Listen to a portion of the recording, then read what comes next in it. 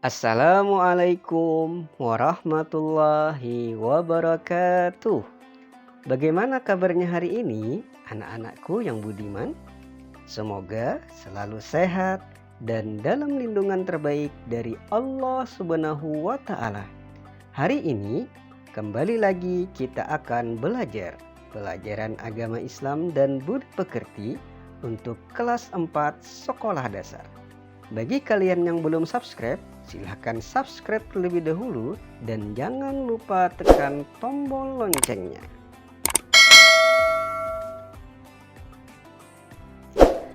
Anak-anakku yang budiman, sebelum kita memulai pelajaran hari ini, marilah terlebih dahulu kita memanjatkan doa kepada Allah Subhanahu wa Ta'ala agar diberikan kemudahan dalam belajar dan mendapatkan ilmu yang bermanfaat.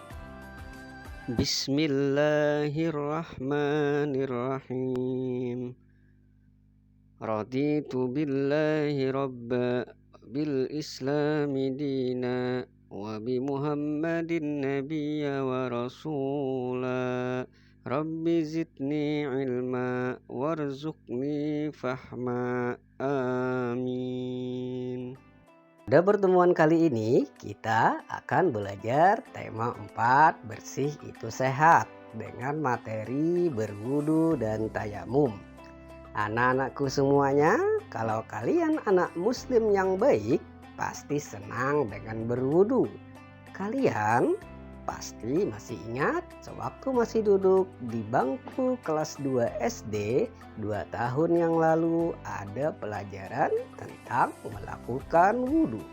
Nah, sekarang pelajaran itu kita periksa kembali, sudah benarkah wudhu kita selama ini? Wudhu adalah ibadah yang sangat penting. Kalau melakukan wudhu tidak benar, maka sholatnya tidak sah.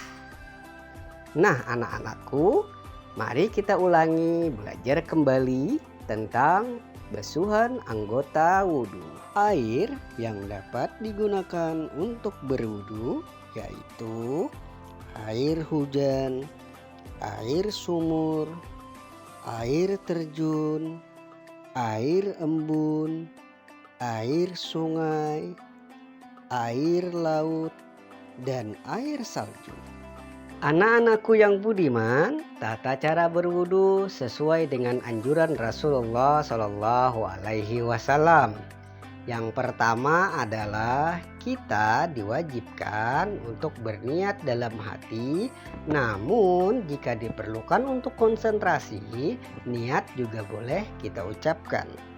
Yang kedua adalah kita disunahkan membasuh kedua tangan kita hingga ke pergelangan tangan sambil kita niatkan membersihkan segala perbuatan-perbuatan kita. Nah, yang ketiga adalah berkumur-kumur sambil membersihkan gigi 3 kali.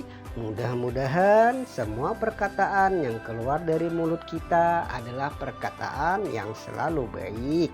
Yang keempat adalah membersihkan lubang hidung dengan menghirup sedikit air lalu keluarkan. Kita ulangi sebanyak 3 kali. Namun jika sedang berpuasa, hal ini jangan kita lakukan.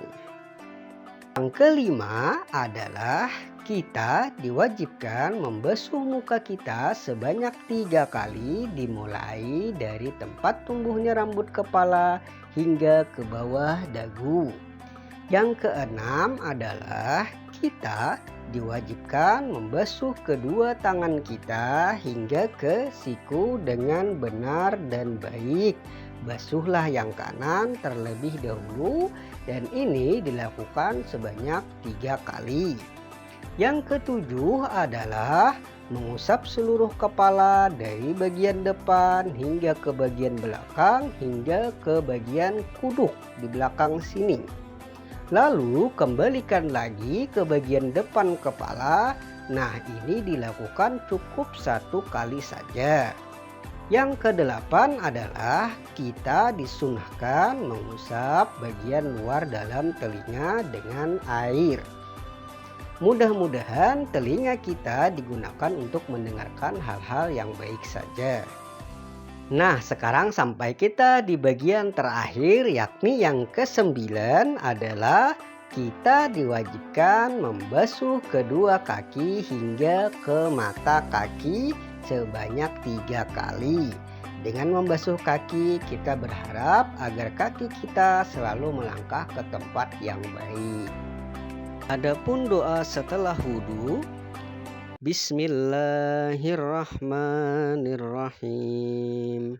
Asyhadu an la ilaha illallah wahdahu la syarikalah wa asyhadu anna Muhammadan abduhu wa rasuluh. Allahumma ja'alni minat tawwabina wa ja'alni minal mutatahhirin. Artinya, aku bersaksi bahwa tidak ada Tuhan selain Allah yang Maha Esa, tidak ada sekutu baginya, dan aku bersaksi bahwa Nabi Muhammad itu adalah hamba dan utusan Allah. Ya Allah, jadikanlah aku termasuk golongan orang-orang yang bertaubat, dan jadikanlah aku termasuk golongan orang-orang yang suci. Anak-anakku yang budiman, sekarang bagaimana jika kita ingin berwudu tetapi tidak ada air atau tidak bisa menemukan air? Maka kita bisa melakukan tayamum. Tayamum merupakan keringanan yang Allah berikan bagi orang-orang yang kesulitan mendapatkan air atau bagi orang-orang yang tidak diperkenankan untuk menggunakan air karena sesuatu hal seperti sakit. Nah, tayamum dilakukan sebagai pengganti dari wudhu dan mandi wajib. Kapan orang diperbolehkan tayamum? Yang pertama, sakit. Apabila terkena air, bagian anggota wudhunya akan bertambah sakitnya menurut keterangan dokter, seperti luka. Yang kedua, tidak ada air.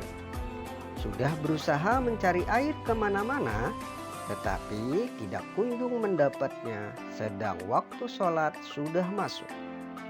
Dan yang ketiga, dalam perjalanan atau musafir dan sangat sulit mendapatkan air. Bagaimana tata cara tayamum sesuai dengan anjuran Rasulullah Shallallahu Alaihi Wasallam? Yang pertama adalah mengambil debu suci, bisa menempelkan tangan kita ke dinding atau ke tanah yang suci. Kemudian menghadap arah ke kiblat dan berniat. Yang kedua, setelah itu tangan kita menyentuh debu, kemudian tangan kita tepuk-tepukkan atau bisa juga kita tiup sebanyak 1 kali. Kemudian usapkan kedua telapak tangan pada wajah. Selanjutnya ambil debu suci dan tepukkan 1 kali dan usapkan pada tangan kanan sampai ke siku. Kemudian usap seluruh bagian tangan dengan gerakan memutar. Selanjutnya usap seluruh bagian pergelangan tangan hingga ke ujung jari. Kemudian usapkan debu pada tangan kiri dengan telapak tangan kanan. Anak-anakku sekalian, tadi kita telah mempelajari tata cara bersuci, berwudu, dan bertayamum. Sekarang saatnya untuk mengerjakan tugas. Soal yang pertama adalah air apa saja yang dapat digunakan untuk bersuci. Yang kedua adalah bagaimana tata cara berwudu. Yang ketiga adalah alasan apa saja seseorang boleh untuk bertayamum. Yang keempat adalah bagaimana tata cara bertayamum. Selamat mengerjakan anak-anakku yang budiman. Billahi fisabilil haq fastabiqul khairat. Assalamualaikum warahmatullahi wabarakatuh.